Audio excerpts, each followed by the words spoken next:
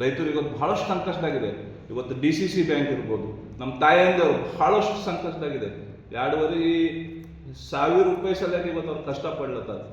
100 ರೂಪಾಯಿ ಸಲಕ್ಕೆ ಇವತ್ತು DCC ಬ್ಯಾಂಕ್ ಒಳ್ಳೆ ರೀತಿಯಿಂದ ಅವ್ರಿಗೆ ಸಾಲ ಕೊಡ್ತಿತ್ತು. ಏನೋ ಒಂದು ಮನ್ಯಾಗ ಸಣ್ಣ ಪುಟ್ಟ ಇದ್ದಿನಾಗ ಅವರು ಏನೋ ಒಂದು ವ್ಯವಹಾರ ಮಾಡ್ಕೋತಿರು. ಇವತ್ತು ಆ ವ್ಯವಹಾರ ಕೂಡ ನಿಂತು ಹೋಗಿದೆ.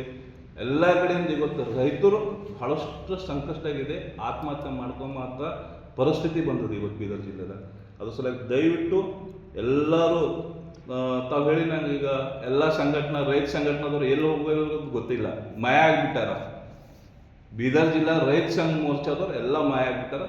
ದಯವಿಟ್ಟು ಒಂದು ಕನ್ನಡ ಪರ ಸಂಘಟನೆಗಳು, ದಲಿತ ಪರ ಸಂಘಟನೆಗಳು ಹಾಗೂ ಮತ್ತು ನಮ್ಮ ಮರಾಠ ಸಮಾಜ, ಸಂಭಾಜಿ ಬ್ರಿಗೇಡ್ ಇರ್ಬೋದು, ಟಿಪ್ಪು ಸುಲ್ತಾನ್ ಇರ್ಬೋದು, ಎಲ್ಲ ನಮ್ಮ ಸಂಘಟನಾದವ್ರಿಗೆ ನಾವು ವಿನಂತಿ ಕೇಳ್ತೀನಿ, ತಾವು ಮುಂದೆ ಬಂದು ರೈತರ ಪರವಾಗಿ ತಾವು ಹೋರಾಟ ಮಾಡಬೇಕು.